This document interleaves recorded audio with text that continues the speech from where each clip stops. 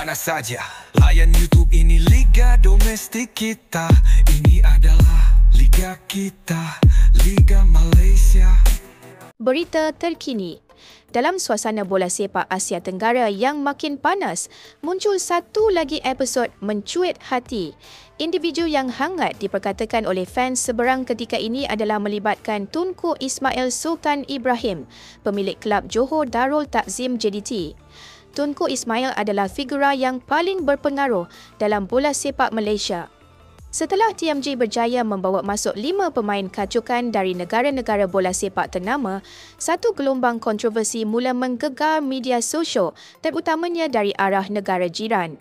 Para pemain kacukan yang diumumkan mempunyai hubungan darah yang sah dengan Malaysia ialah Facundo Garces, Rodrigo Holgado, Emmanuel Machuca, John Irazabal dan Joao Figueiredo.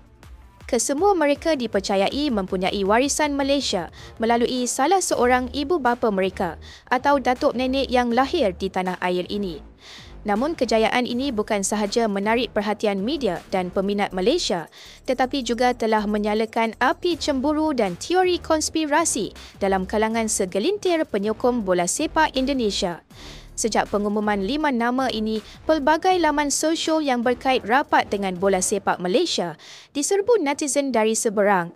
Mereka tidak datang dengan ucapan tahniah atau semangat kesukanan, sebaliknya dengan serangan berupa tuduhan ke atas TMG yang kononnya Tunku Ismail telah memalsukan status keturunan pemain-pemain ini. Ada yang lebih melampau mendakwa bahawa Tunku Ismail telah membayar FIFA untuk menutup mulut dan meloluskan proses naturalisasi tanpa proses yang sah. Begitu banyak akaun-akaun rasmi bola sepak dari seberang yang sedang menyebar fitnah tentang revolusi ini. Selepas fitnah itu tersebar, yang menjadi sasaran mereka adalah warisan Malaysia. Di ruangan komen mereka kini dibanjiri dengan spam dari netizen Indonesia yang memaksa mereka ini mengaku sebab menipu. Tiada satu pun bukti sahih dikemukakan, melainkan tangkapan skrin tanpa sumber dan teori liar yang berlegar di forum-forum peminat. Mungkin ada yang tertanya-tanya, kenapa isu ini menjadi terlalu sensitif buat penyokong Indonesia? Jawapannya mudah, cemburu.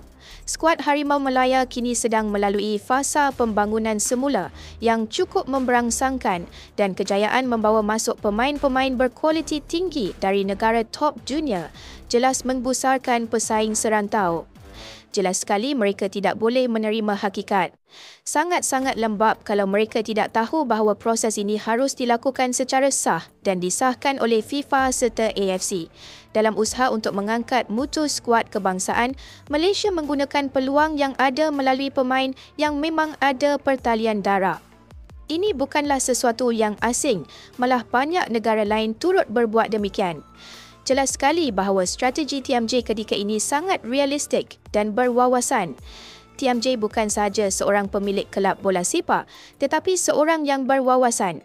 Keputusan untuk menyerap pemain kacukan bukan semata-mata untuk mengejar kemenangan jangka pendek, tetapi sebagai langkah membina skuad yang padu dan bersaing di peringkat lebih tinggi. Pemain seperti Garces dan Figueiredo mempunyai pengalaman dalam liga kompetitif dan ini bakal memberi impak besar terhadap kualiti permainan untuk Harimau Malaya. Apa yang TMJ lakukan adalah melaksanakan dasar pembangunan skuad secara terancang. Dalam bola sepak moden, pemain berketurunan luar yang mempunyai hubungan sah dengan negara bukan satu kesalahan. Bahkan negara top dunia seperti Jepun, Perancis dan Jerman juga melakukannya. Malaysia hanya mengikuti jejak langkah yang sama, namun kerana TMJ yang memimpin gerakan ini, ia menjadi isu panas. Apa yang menyedihkan ialah bagaimana sebahagian penyokong Indonesia memilih untuk tidak menerima fakta. Mereka lebih gemar menebarkan fitnah tanpa asas, seolah-olah semua kejayaan Malaysia harus dipersoalkan. Tuduhan membayar FIFA merupakan antara naratif paling lucu yang tersebar, seolah-olah FIFA itu satu badan yang boleh disogok, semudah membayar tol di lebuh raya dengan menggunakan smart tag. Dengan kehadiran pemain-pemain ini, masa depan Harimau Malaya tampak lebih cerah. Bukan sahaja dari segi kekuatan fizikal dan teknikal, tetapi juga pengalaman dan mentaliti profesional yang akan menyuntik inspirasi kepada pemain tempatan. Apa yang lebih penting, ia akan menaikkan imej Malaysia di peringkat antarabangsa.